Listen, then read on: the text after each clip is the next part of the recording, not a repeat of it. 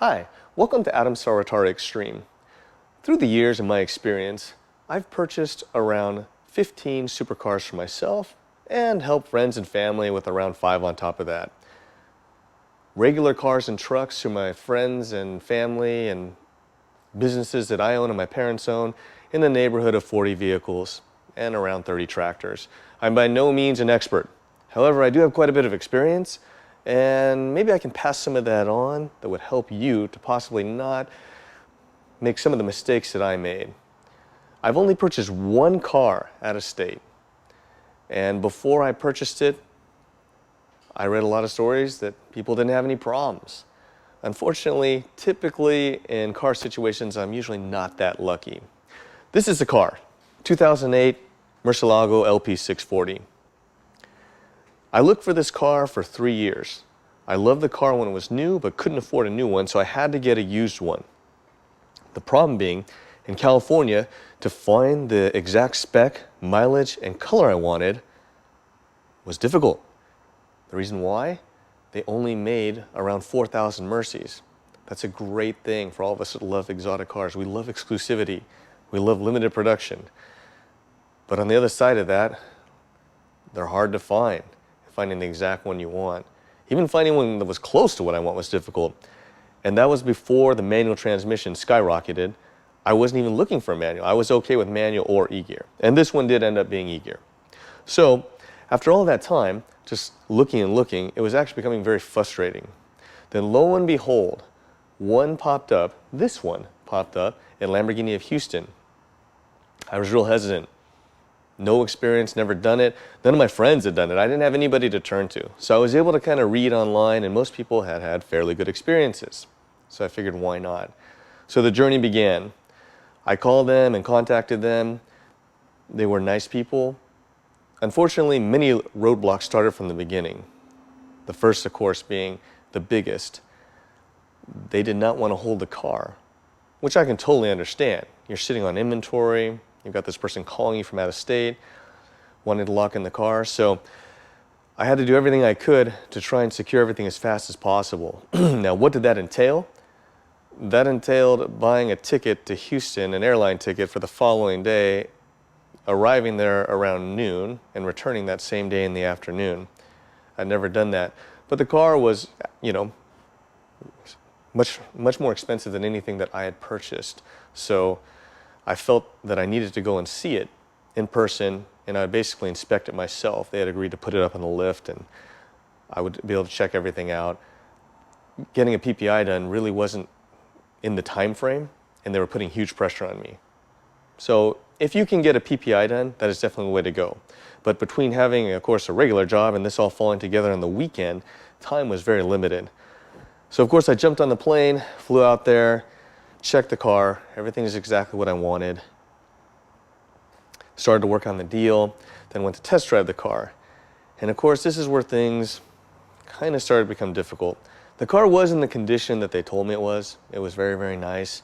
But for all of you looking for cars, even out of state, in state, typically tires tell the story. So I noticed there was some uneven wear on the front, which I suspected had an alignment issue. So sure enough, when I went out to drive it, it was out of alignment. The problem being, there was no one working in the shop. It was a weekend. So that, of course, started the first negotiation.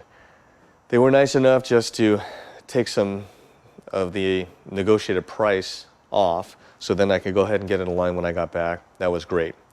So another, I guess, big mistake that I made was transporting. Since I had never really transported anyone's cars except for my own across country, I wasn't familiar with the protocol and how it worked.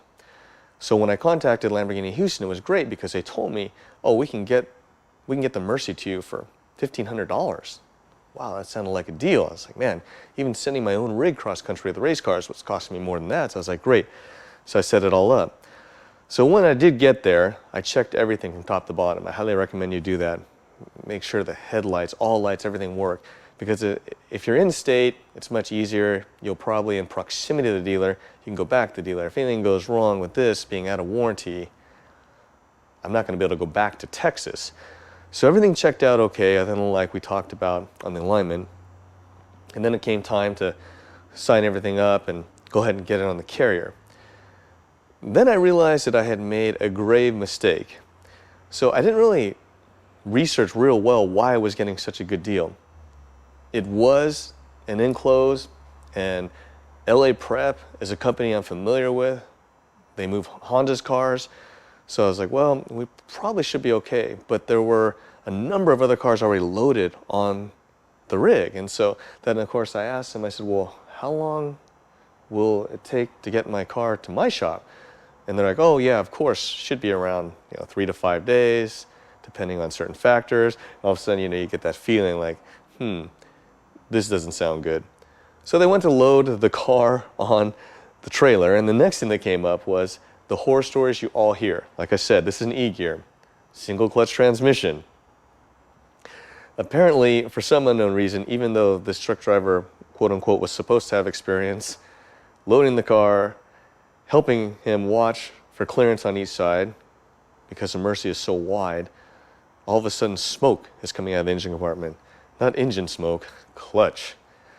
So they were nice enough to allow me to do an E-gear snap while I was there, and the clutch only had around 12% wear. Essentially, my car was catching a ride with all the other cars on the carrier, which of course presented another problem. Because of my luck, I was the last car to be delivered, and as the carrier made all of its other deliveries, the Murci had to be offloaded and reloaded, which you could imagine how much clutch wear was sustained due to the driver's skill set.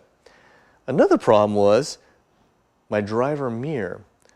The Murci mirrors retract electronically, and unfortunately along the way and moving everything in and out, it was forced physically and broken. Another thing that had to be fixed. So when the car actually made it here, I unloaded it, and I did do an E-gear snap here, and unfortunately then I had 38% wear, which I'm sure all of you can do the math. So if at all possible, it's best to just pay the extra to send your car by itself. That will relieve a lot of stress and a lot of anxiety. Because of the increased time of delivery, as with anything good, it just felt like an eternity. So after everything was all said and done, put the car in the carrier, then went, finalized all the documentation. Now, before I went, I'd already checked with DMV and asked them exactly what I needed to do. And the first thing that they told me is that the car needs to be California emissions legal or they will not register it.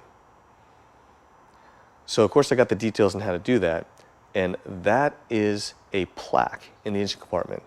I will go ahead and show you right now what that looks like. Now this plaque has to be intact, otherwise they will not register it. When I asked the dealer before I had flown out there, they didn't even know what I was talking about. They just assume it's 50 state legal. But in the world we live in now, a lot of the cars are imported and exported.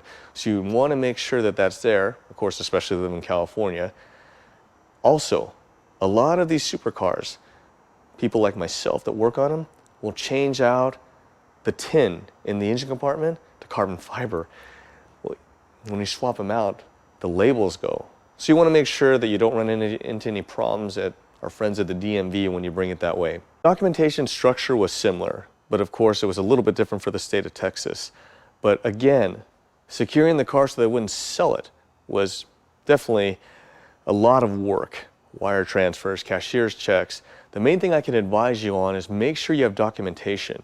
So obviously you want to talk to the salesperson when you're there so you can get history, service records and all that. But when it comes to actually securing the car, deposit, them not selling, I highly advise you communicate via email so at least you have documentation.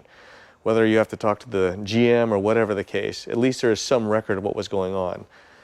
Since I purchased this car, I've seen stories online of some unfortunate individuals where the car was actually sold out from under them, and you definitely don't want that to happen to you.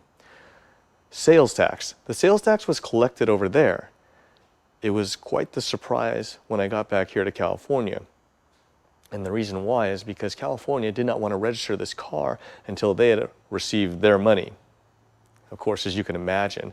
So when the car finally made it here to California, it had to be taken to DMV, inspected, documented, or again, they looked at the emissions label, check the odometer reading versus what the dealer documentation had, and then the big surprise was, sir, we need you to pay the sales tax. I was like, well, I'm sorry, I paid the sales tax in Texas. Oh, well, we can't issue your registration until we receive payment. So that, of course, was a bit stressful. I know that, they're a well-known business over there, well-established. I wasn't concerned about them going out of business or anything, but just the fact of another step, trying to get that all taken care of and worrying that I needed to get it done. The funny thing is, as most of you probably know, once you buy cars, your salesman tends to become, let's say, unavailable. So working through all this was a little bit difficult. However, luckily, the finance manager over there, her name is Mesa, was just awesome. And if you're lucky enough, you'll find somebody that you can kind of work with that will help you when others will not.